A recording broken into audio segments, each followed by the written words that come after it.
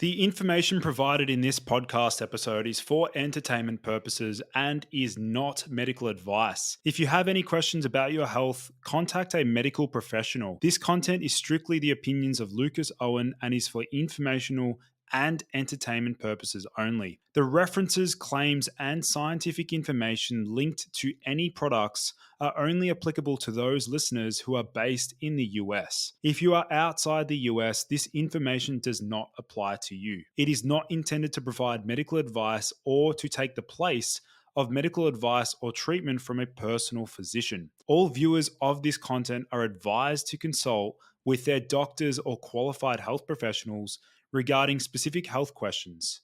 Thank you for listening to the Boost Your Biology podcast. My name is Lucas Aoun. I uncover the most cutting-edge health information on the planet, ranging from hormones, nutrition, supplementation, fat loss, biohacking, longevity, wellness, and a whole lot more. Welcome to the Boost Your Biology podcast. What is up, everyone, and welcome back to the Boost Your Biology podcast. Today, I have a very special guest joining me on the show who is obsessed with performance biohacking, much like myself, who also coaches clients that are, Major League Baseball players, CEOs, and television stars. Today, we have Sean McCormick. Sean, welcome to the show, man. I'm so happy to be here, man. We're going to have a lot to talk about. This is not going to be a dull conversation. Absolutely. So maybe, Sean, do you want to let my listeners know a little bit about your journey? I mean, how did you personally get into the biohacking space? Yeah, well, I grew up an athlete, standout soccer player growing up, and I just can't sit still, frankly, busy, active growing up. I was a scholarship collegiate athlete. And then played semi-pro for about a year. And then the real sort of like turning point for me was back in 2012, I opened a flotation therapy center, sensory deprivation tank, isolation tank. It's all the same thing. And that really kind of bridged a bunch of different areas that I really love. Meditation, recovery, altered states of consciousness, into the woo-woo, into the sort of spiritual stuff that I really love as well. And that was around the time when Dave Asprey first was on Rogan talking about mycotoxins in coffee. And that kind of, for me, was sort of the origin of the term, really. It goes back to John Gray, Men Are From Mars, Women Are From Venus, and sort of sexual energy and performance. But that was sort of the kicking off point. And I worked closely with a supplement company here based in Seattle called Natural Stacks. And they tapped me and said, hey, any interest in taking over our podcast from our former hosts? And I said, I'd never done that. And they said, we don't care. You can't shut up. Why don't you just take it over and talk? And I said, okay, cool. So that got me into nootropics and supplementation and nutrition.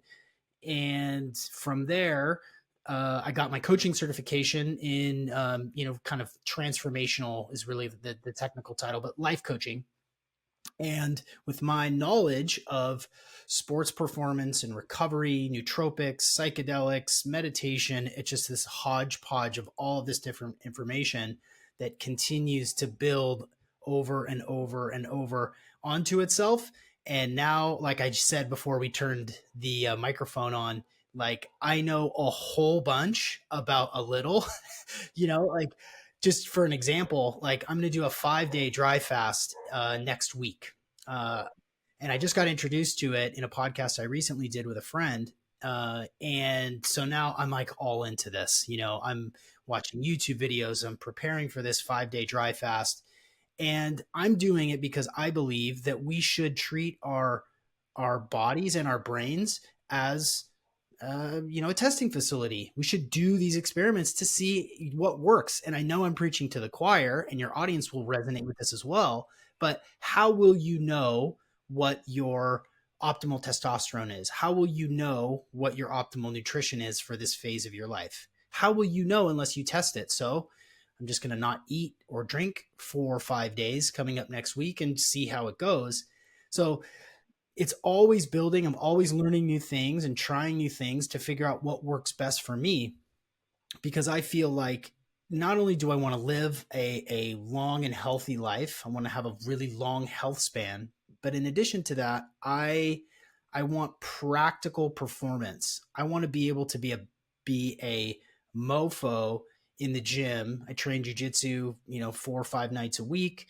I compete at tournaments. I have kids that are, 8 and 11. I want to be able to continue to pick them up. And, I never want to lose a foot race to my 11-year-old son, like ever. Like, so it's like for these practical applications of performance and biohacking and coaching and personal development that just now that's what I talk about and think about all day long. Man, that's incredible. I want to sort of go back to the involvement back in the day with Natural Stacks, that company there. Were they the Yeah. ones that formulated the product? Was it Siltep? Yes, exactly. I'm glad I got a good memory for a memory product. That's right. Yeah. Yeah. It must have worked. Yeah. So that company there, I mean, back in the day, Sean, like were you also like an avid experimenter with like a range of different nootropics as well? Yeah. I was buying the racetams off the black market online for a while. I dabbled in paracetam and aniracetam, and I was combining, different nootropic stacks kind of on the side just to see how it helped my cognition, my focus, running a small brick and mortar business and starting a family. And again, being someone who just loves to figure out what works and what works with the least amount of work and what works in the most affordable way. That sort of minimum effective dose is what I'm always after. I want to get the most from the least. And so yeah, I was experimenting with all sorts of things. This is back like 2011, 2012, which now sounds like a long time ago, feels like yesterday. But yeah, the guys at Natural Stacks made an incredible product, and Siltep, this was like really early in the beginning, around the same time when On It released Alpha Brain.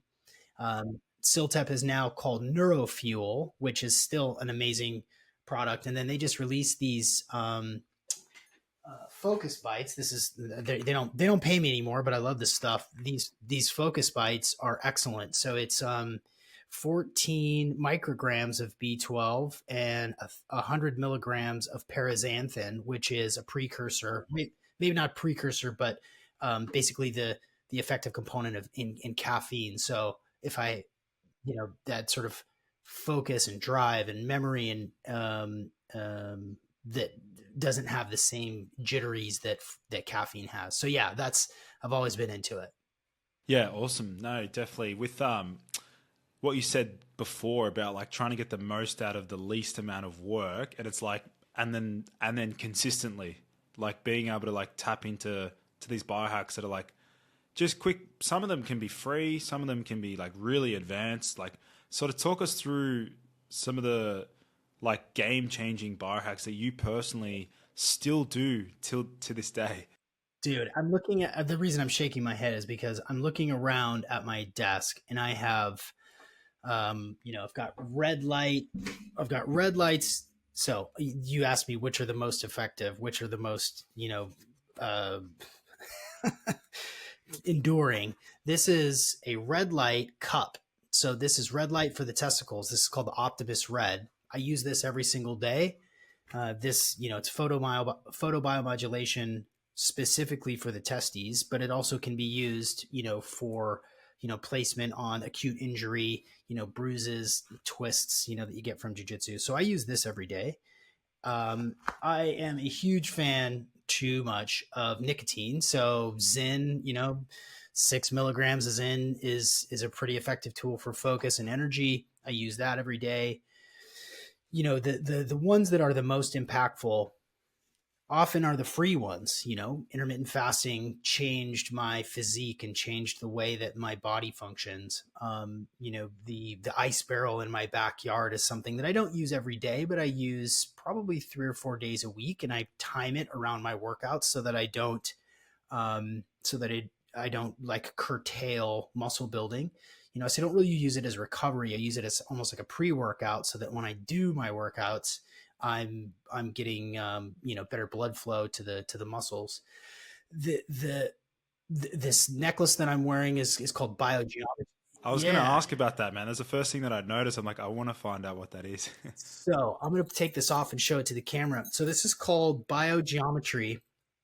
I think Ben Greenfield wears one of these. My buddy Eben Britton from the Ebb and Flow podcast. And if you can see that in the camera, those little squiggles represent different energy systems in the body. So the kidney is represented there, the heart, the lymphatic system is all represented in this design. And what this does in tandem with this L90 bracket worn together, this is essentially energy harmonization and optimization through form.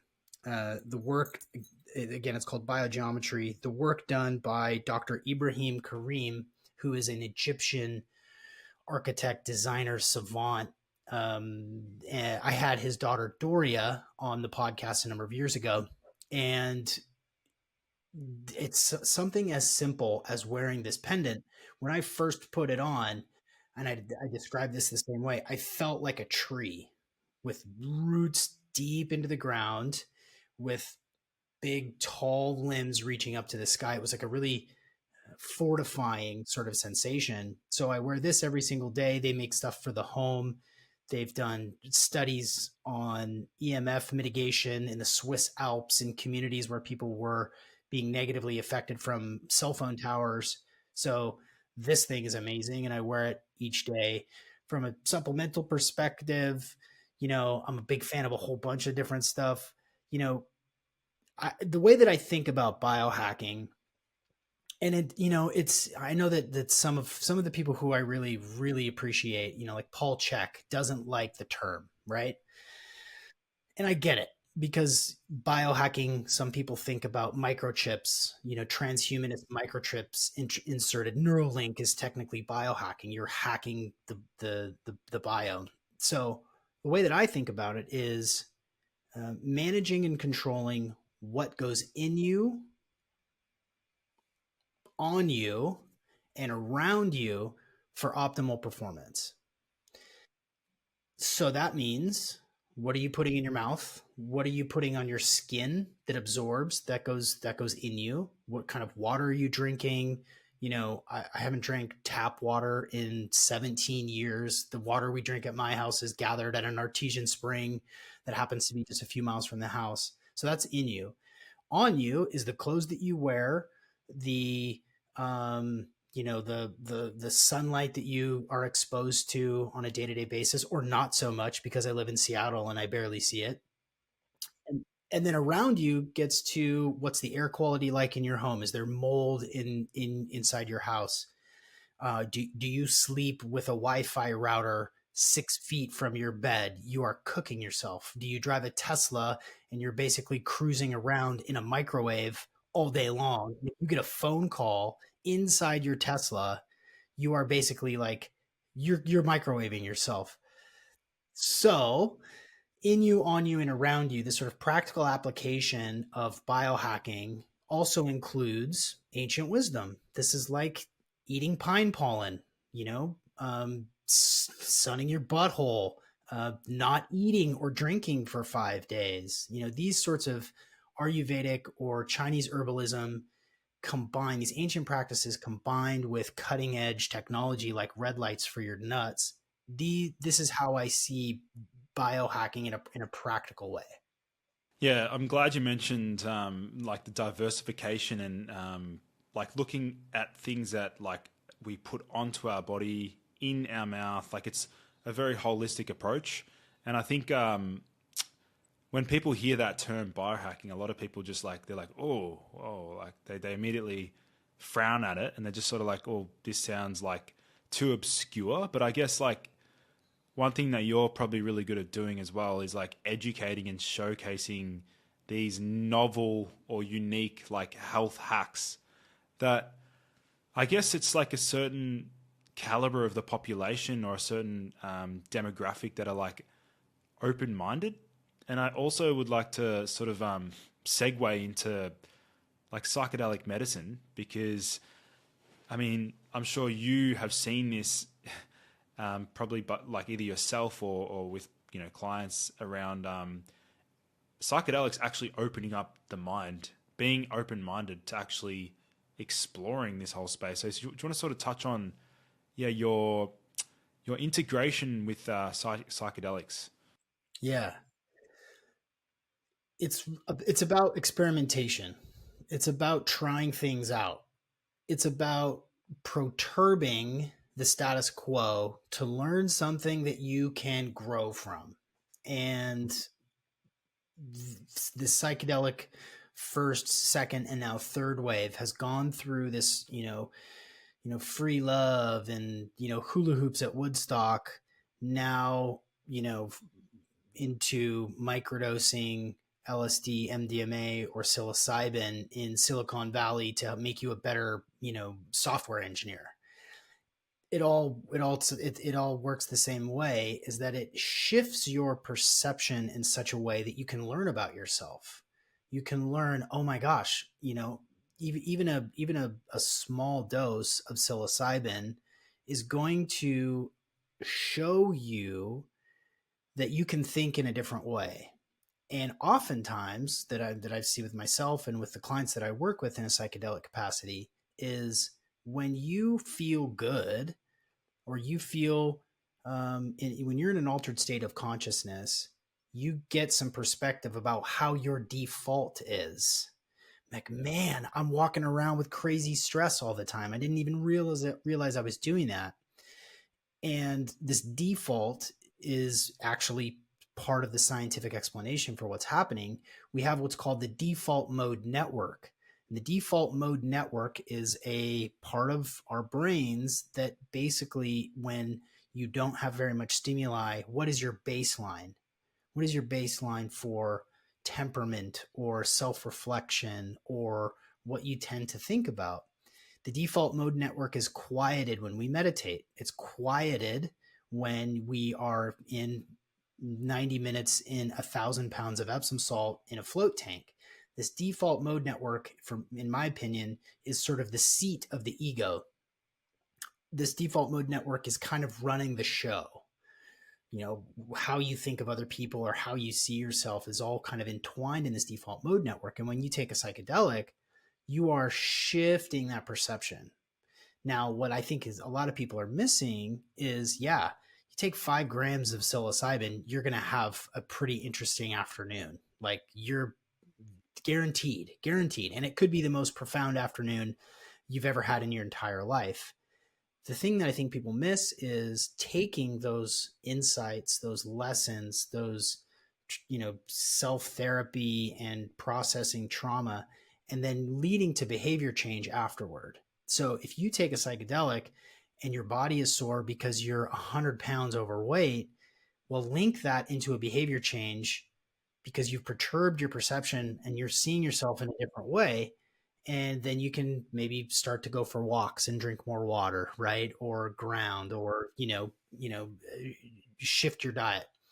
So these psychedelic compounds have these lessons to teach us. Psilocybin is in a unique category. It's the most ubiquitous being on the planet. There's more fungi than anything else. Well, I mean, you can maybe say like bacteria is more than fungi, but getting into an experience with psilocybin, you're going to learn a whole bunch about yourself and the world and your own consciousness. MDMA is really excellent for opening up the heart, falling in love with your life again, which so many of us need to do because we get caught up in the media and Netflix and what the Kardashians are doing. And we get stressed out. We just build and build and build and build and build. And what does that lead to? Disease. It leads to burnout. And so when you something like MDMA, it opens up your heart, you kind of become more in awe of yourself and of the world. LSD is unique because it helps you kind of see through the nature of reality a little bit.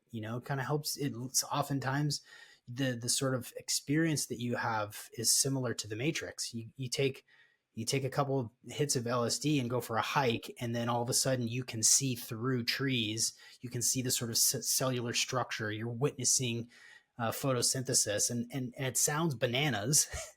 It is bananas, but these compounds can help us learn about ourselves. Then that leads to greater change, and that linking this experience, like intermittent fasting or like increasing your testosterone, it's like, oh my God, I can feel like this.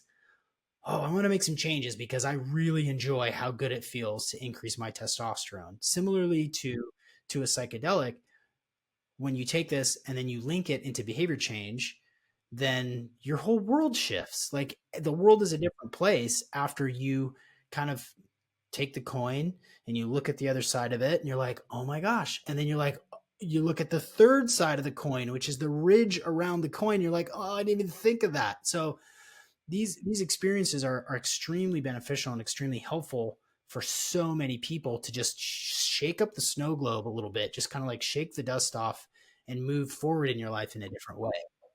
Yeah, you've explained that really well. I think it's they're very much like reality busting compounds where it's like it can sort of shake you up and like alter your, perception of yourself and the world around you. I'm curious to know, Sean, like do you remember your very first experience? Yeah. Yeah. I think like most people, it was with a group of friends. I was a good kid in high school. I was pretty straight laced through high school. I didn't drink. I didn't smoke. I didn't smoke weed. I didn't, I kept my nose clean. I was an athlete. So, it was really important for me to just keep on the straight and narrow. And it's a good thing because now we know that our prefrontal cortexes are not fully developed until we're like 25. So these kids that are smoking weed at 13, you kind of stay 13. You start drinking at 15. That's about where your sort of emotional and development stops. So for me, I waited until college, when I was 18 when I had my first experience with psilocybin. A guy down the hall my freshman year of college was like, "Hey, Sean, we're going to eat this bag of mushrooms and we're going to go walk around campus." And I was like, when? He's like, right now. I was like, okay. And so it was me and like four other dudes, and we ate. I don't even know, it was just whatever he gave me. And we went outside and had the most incredible evening, laughing and walking through the woods. Um, you know, we went up into this arboretum area behind the university, and it was like dense, and there was like owls at night. So we were just like for 6.5 hours just laughing and enjoying ourselves, and it really opened up my perception to to a new way of being, a new way of consciousness. You know, part of that story is my folks taught me transcendental meditation when I was 12. So I had this background in meditation that really served me in the way that I was able to kind of stay in the moment, like stay in this experience. So couple of the dudes were freaking out and ran off on their own. That's okay too. And they, That's all right. and they just and they never came back. Yeah, yeah. Evan, It's like where's Evan? we still haven't found them. Yeah, I hope he's okay. I hope he's okay. Yeah, like that ability to kind of stay in the moment and be present and breathe and watch my perception and watch this experience kind of aided me, not kind of, it absolutely aided me into the experience of that first time with psilocybin, and then LSD, and then MDMA really kind of spread out though. It wasn't like I was like doing it every weekend. It was like every 6 months I would try something else because I took the time to like integrate what I had felt, what I had seen, my experience. And I think that's a really important thing, especially for early users. If you've never tried this stuff before, you got to let it breathe a little bit because the lessons keep coming over time. So yeah, I mean, again, we should be able to experience ourselves in a new way. We should be able to play around with our own consciousness. This idea of consciousness sovereignty. I get to think whatever I want. I get to have as many weird experiences as I want in meditation in a float tank with psychedelics, because I makes me a better dad. It makes me a better podcaster. It makes me a better servant to humanity. And clearly I'm a fan. I'm a fan. Well, what about in terms of the research, like looking forward into the future in terms of like what sort of areas of research are you excited to see more of in the space of psychedelic use? That's a great question. The Currently it's about trauma, right? PTSD, abuse, anxiety, depression. There's a real need for that. We need new novel compounds and new techniques. So that's where a lot of the research is focused, rightly so, because there's a lot of people hurting, veterans into and of themselves, rather than turning to alcohol or Percocet or SSRIs or whatever to deal with the trauma that they've experienced. MDMA is pretty effective. It's pretty darn effective, especially if you can talk to someone. What I'm more interested in is how it affects personal development. I'm interested in research for behavior change. How does a how does 4 grams of golden teachers and a hike out in the woods link to changes in behavior and the betterment of humankind? That I want to know. I want to know, and I already know it, but hopefully the clinical trials that are coming down the road, hopefully sooner than later, will be about purpose and mission and meaning and doing the right thing because it's the right thing. That's where I hope research goes, because the pathways of psychedelics into the mainstream for clinical applications like ketamine, like me personally, I've never tried ketamine, and I can, a lot of people have had really great experiences and really appreciate that sort of disassociative effect that it has. It's not my bag of tea. It's not my thing. I'm not trying to disassociate. I'm trying to associate. I'm trying to lean, I'm trying to lean in because I want it to go somewhere. I want there to be some sort of productivity or some sort of progress associated. So that's where I hope it goes in the future. Yeah, no, definitely, definitely. I'm pretty similar to yourself there, Sean. Like, I've only ever sort of used, psilocybin. I'm definitely a rookie slash amateur when it comes to that sort of stuff. But it's funny because I've experimented with like over 200 different nootropics and and other compounds, which are all capable of eliciting behavioral change, like you said. Like, there's been certain nootropics, for example, like uridine monophosphate, which has led to like some severely impactful outcomes. For example, it's made me like hyper productive even when I'm off the supplement. Like it's actually led to like a change in the way that I perceive work. And I feel like I've still held on to that even to this day, even though I haven't used it for like 2 years. I do Wow. think it had some sort of like long lasting effect in terms of my like just ability to want to like get shit done, like that sort of attitude, which we can sort of hypothesize why that's happening is because it's upregulating those dopamine D2 receptors, and that's correlated with like seeking out your goals and like facilitating like wanting to accomplish goals.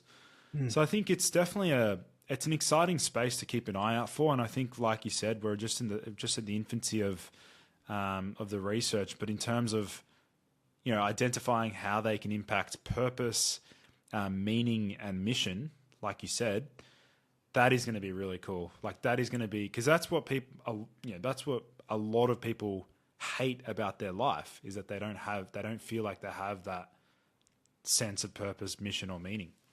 That's totally true. And you could be making a ton of money. You could have 2, 4, 10 beautiful children, volunteer at the local, soup kitchen, and still feel like you're not living in your purpose.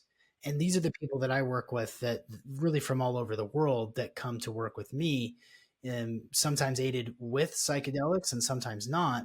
But that mission of purpose is something that's our birthright. It's something that's born into us. And when you're not in your purpose and you don't have meaning, and you're not cultivating that, and again linking behavior changes toward that mission, that purpose, then everything kind of feels dull and gray and monotonous and repetitive. And we know that psilocybin alone creates neuroplasticity. It changes your brain, and when you begin to change your brain, that helps you change your behaviors. And when you change your behaviors, it's like, oh, I can create purpose in my life. I can focus on something that's bigger than me. I can be of service, whether it's part of your job or not. So, yeah, I that's where I hope it goes. Well, switching gears a little bit, Sean, let's sort of go back to, I mean, this way of living, which is like trying to dial in many elements of your life. So like nutrition, stress, sleep. Let's sort of go through some of the sort of some of your favorite, I guess, like biohacks across each sort of area. Let's start with sleep. I'm sure you've tested that many different things over the years. So do you want to sort of share with my audience what you found has worked really well for sleep? I'm glad we're starting here because this is the big one. It's funny. I've got 490 podcast episodes with interviews, doctors, researchers, authors, biohackers, inventors, everybody. And you're going to be coming on my podcast soon. I can't wait to pick your brain, dude. Uh, Sleep always comes up. You ask some doctor who's talking about gut health, what's the big thing? They say sleep. You ask, a regenerative farmer, or, an inventor, like, what's the big thing for you? So frequently it comes back to sleep. A lot of it, we know so much now about circadian rhythm. We know so much about, you know, quality sleep has so much to do with your lifestyle. Did you exercise? Uh, are you relaxing yourself in the evening time? Are you grounding? So lifestyle is a huge part of that. But when it comes to hacks, there are some that I really, really love. And it's funny, fortunately or unfortunately, with an 8 and 11-year old, I get to test some of this stuff out with my kids too. You know, a weighted blanket. I don't know if you've ever experimented with a weighted blanket, but especially people who are a little sensory sensitive. Um, my 11-year-old loves his weighted blanket. It's like he went from having a little hard time going to sleep to, like, as soon as that thing's on him, he's out. So like that's a really simple, fairly affordable hack for people who are a little high strung, a little kind of all over the place. A weighted blanket can be an amazing hack to help you get to sleep. Obviously, blue blocking glasses are essential now. Essential. If you are, even if you are not watching television after the sun goes down, you still have lights on in your house, and they're probably LEDs, right? They're not incandescent. You're getting a flicker in your eyeballs walking around your house in your underwear every single night. And you have photoreceptors on your skin that are actually picking up that flicker from the LED, signaling to your brain that it's daytime, and it's not. So blue blocking glasses, switching from LED to incandescent, and also if you can't switch to incandescent, wearing long sleeves in the evening time can reduce that photoreceptivity of your skin to help you calm down. Grounding in the evening time, barefoot, walking in the grass, 10 minutes I think is kind of the minimum for that. Um, some other biohacks that I really love for sleep.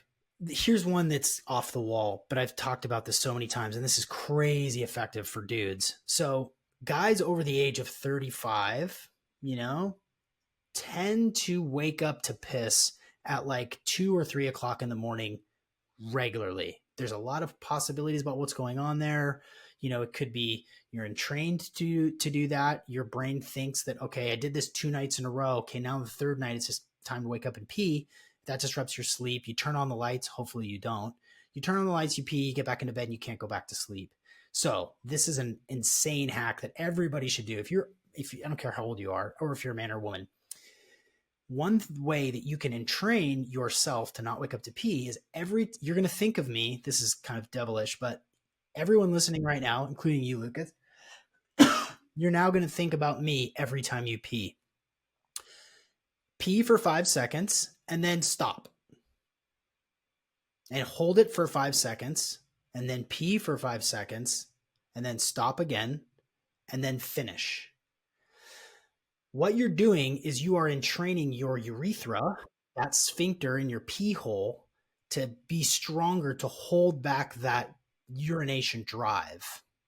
So you're entraining your pee hole to stop the pee. So when at 2 o'clock in the morning, maybe your bladder's full and you feel like, oh, maybe I have to pee a little bit. If you don't have any strength there, you're just going to be like, man, I can't hold it. I'm going to pee the bed. I got to get up. I got to get up and pee. And you're not even conscious of that. Obviously, you just wake up. If you start doing that, I've told so many people this trick. This will change your sleep tremendously. You will be able to hold and go through the night without having to wake up. Mineral balancing is also, proper hydration with the right minerals is also part of that sort of waking up to pee. That's an excellent hack there from a product standpoint. And I've tried Blue Lotus and I've tried just thousands of different things. The one product that I have found super duper effective is called Sleep Optimizer from Bioptimizers. It's an obscure stack with like an African berry root. It's got like 4 or 5 different things, but the guys from Bioptimizers have really nailed this formulation. It's 4 ounces of water. You drop it in, you shake it up and you drink it. It tastes incredible. It's a really unique flavor. It kind of tastes like the 80s for whatever reason. It just tastes like the decade of 1980s. It doesn't taste like Coke, but it tastes amazing. And that has had insane benefits for so many people. You can watch it on your Oura ring. You can see how much better deep sleep and REM sleep you're getting when you take that product. So that's another thing. Another hack, which is really simple, is turn your Wi-Fi router off when you go to sleep. If you're leaving, hope to God you don't have your phone on your bedside table. You could put it in airplane mode, but you should probably either turn it off completely, but definitely set by the $8 lamp timer, plug it into the wall, plug your Wi-Fi router into that timer so that 11 o'clock, you should be asleep anyway, dummy, your Wi-Fi router will turn off and you will not have that EMF inside your home. You could get there's EMF mitigating paints you can paint your room with. You could tie copper coils to your bed frame or around your toe and put it out the window and bury it in the ground. You don't have to do all that, but turning off your Wi-Fi router at night is a simple and easy hack for not letting that EMF disrupt your sleep. I mean, I could go on sleep. I know there's a lot of other categories, but those are my favorite. Yeah, there's a lot of good interventions there, both like free and some sort of I guess supplemental side of things. So that's definitely going to be beneficial for my audience, and I think it's good that we sort of started out with sleep being the the core top pillar of ultimate health and energy. In terms of sort of your go-to energy hacks during the daytime, I'd imagine you're probably similar to myself, and you try and wake up, go outside and receive the sun, get that bright light from the sun hitting your face and your body. What else do you sort of do in the morning to kickstart or just boost your energy levels? One of my, and this is kind of new for me, but there's a neurofeedback device called Mendy. Mendy is an at-home neurofeedback device that oftentimes, if I've got a packed day, I'll start with that in the morning. I'll spare you my elaborate morning routine, but yes, absolutely, it includes going outside, not through a window, but actually going outside, getting your feet in the grass and getting that sunlight. It's a little weird because in order for me to get morning sun, I have to be in my front yard here in the suburbs. And so when Sean's outside with his shirt off in the rain, when the sun's coming up, it's a little weird when people are driving by to work. That's just is what it is. But Mendy, the neurofeedback device, is really really a quality product. They figured it out. So the form factor is excellent. The app, the actual experience of using that neurofeedback device at home, you're basically making a ball go up the hill with your mind, and it sounds crazy, but this is how it works, and it works really well. It also works really well with kids. Um, I from a supplemental standpoint, I start every single morning. I'll sort of switch a little bit. I like bladderwrack and Irish sea moss in water first thing in the morning.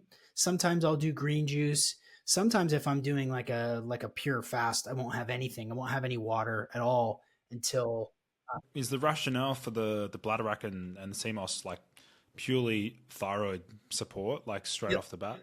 yep, yeah, exactly. Yeah, of course, you know exactly what that's for. That's awesome. Yeah, yeah, just to get it going. Again, like the water that I drink is spring gathered. It's primary water, so it doesn't have pharmaceuticals, chlorine, bromine, fluoride.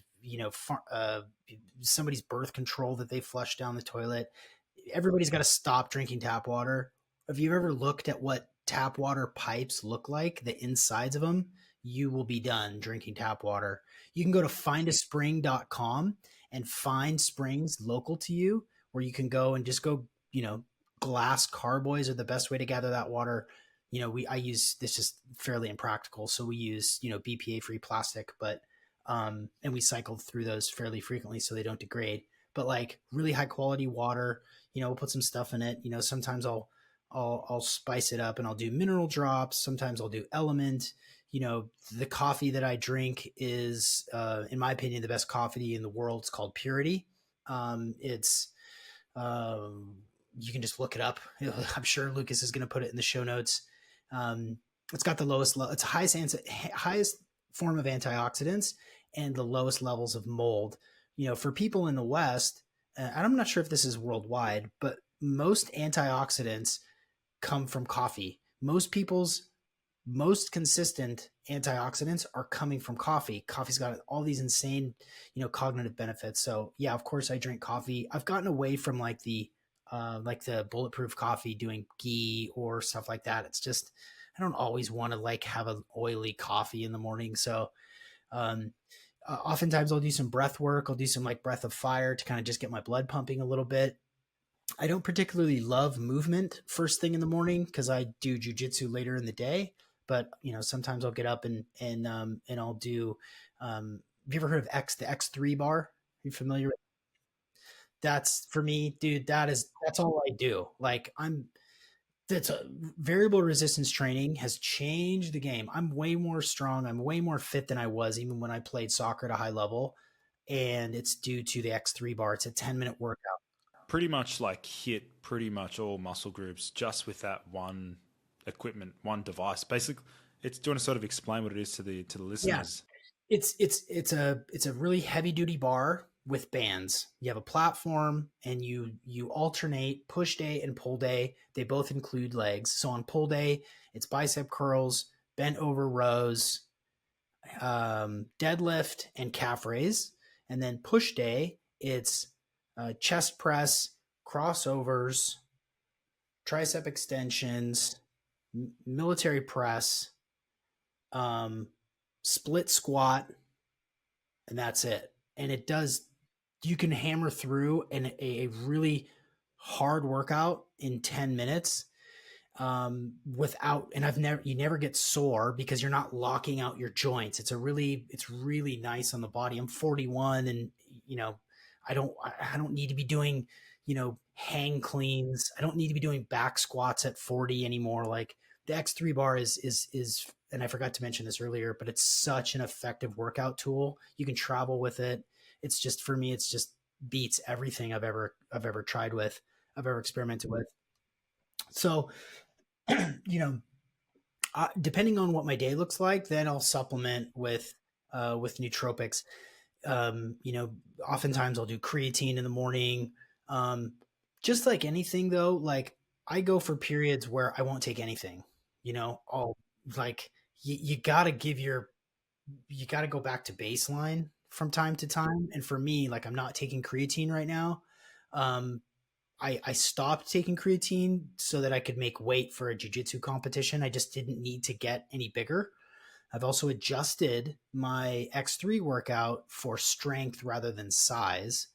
So sometimes I'll do that, sometimes I won't. But yeah, and then from there, it's a litany of different tinctures and fulvic and humic and there's a product called BioPro Plus.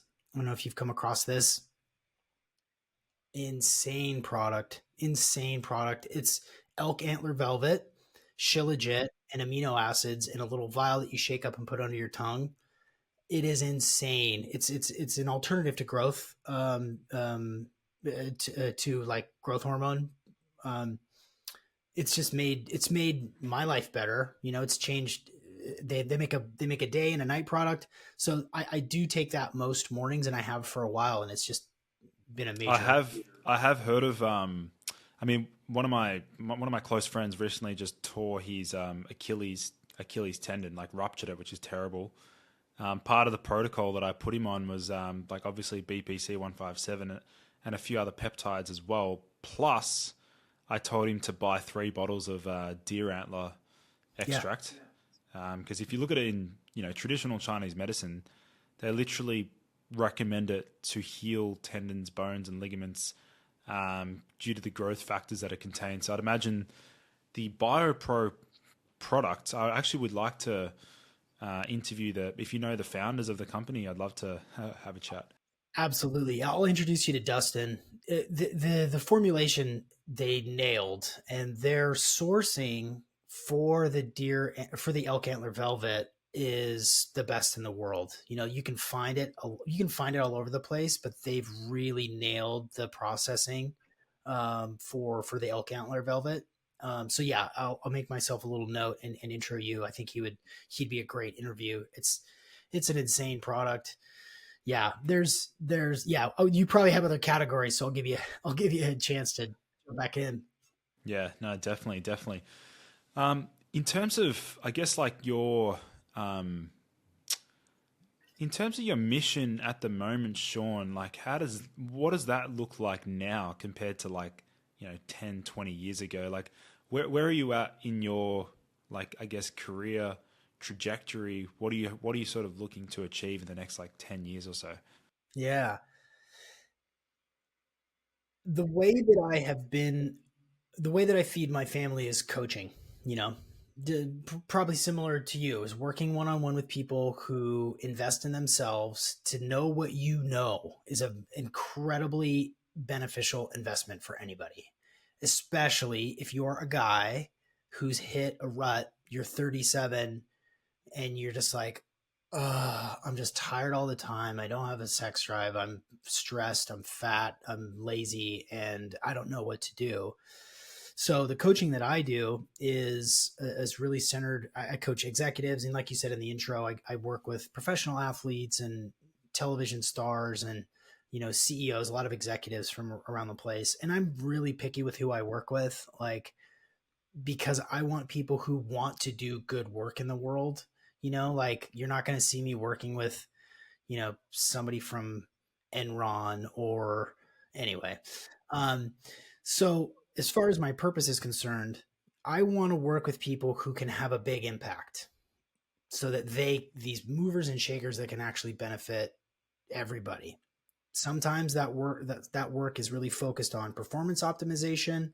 Sometimes it focuses on um, their family and their relationships, their purpose and their meaning. Because a lot of these guys who have been just hashtag hustle for the last 20 years, other parts of their life kind of fall apart. Their health kind of falls apart. Their relationships fall apart.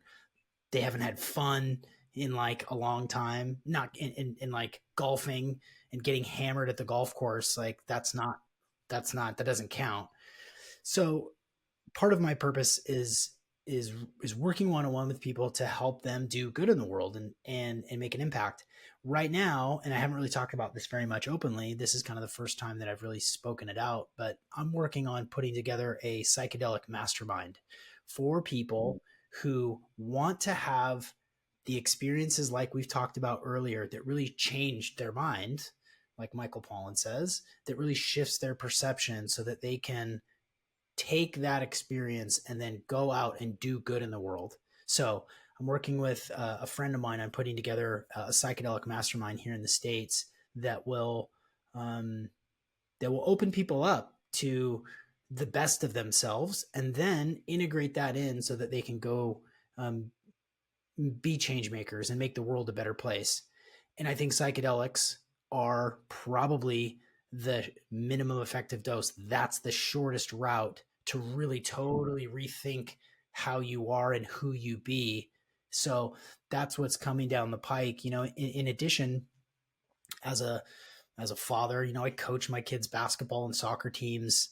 I romance my wife. I hang out with the neighbors. So like, I have these big plans and these deep sense of purpose and meaning that's anchored in a spiritual practice that I've been working in for a long time. Um, but I'm also, I'm just somebody's neighbor and somebody's brother and somebody's buddy and somebody's dad, two people's dad. So the harmonization of all those different aspects, I think is what makes a good life. And I've left money on the table, like I could have gone out and stuck with my corporate career that I did in my 20s. But um, that, that to me is what matters most. Man, that's incredible, and I really really respect what you do. And yeah, I'm sure a lot of people listening to this podcast will probably want to reach out and connect with you. So let them know, Sean, where they can find you if they want to connect with you. And yeah. Yeah, the easiest way is I'm super easy to get a hold of. It's Real Sean McCormick on Instagram, SEAN McCormick, Real Sean McCormick on Instagram. My website is terrible right now, to be honest with you. Like, I have neglected it. It is not optimized. It needs updating. It's crusty. And so that will come, but you can go to seanmccormick.com and learn a little bit more about what I do. But I'm, like I said, like, I'm really responsive, and I always offer a free 15-minute, like, short call, an insight call. So if someone's like, hey, I like this thing that you said about, exercise or about psychedelics or relationships, like, I always offer that for free to people. So if you're curious and you want to connect, or you have a stupid question, what you think is a stupid question, I love stupid questions. So that's the easiest way to get a hold of me. Yeah, no, that's fantastic, and yeah, keep doing what you're doing, Sean. You're changing the landscape of the biohacking space as well. I know you have a phenomenal podcast, which I'll be jumping on soon as well. But yeah, it was an absolute pleasure chatting, and yeah, I mean, we'll definitely have to be in touch. And thanks so much again for coming on the podcast. I can't wait to turn the tables, man. I can't wait to interview you. It's gonna be good. I'm happy that we connected. Yeah, I'll leave Sean's, for those listening in. I'll leave Sean's links in the podcast show notes. Some of the things that we spoke about. But otherwise, guys, thank you so much for tuning in. Be sure to leave a 5-star review on this podcast if you found it useful or insightful and are going to see some major changes to your lifestyle. Thank you so much for tuning in. All right, I'll see you guys in the next episode.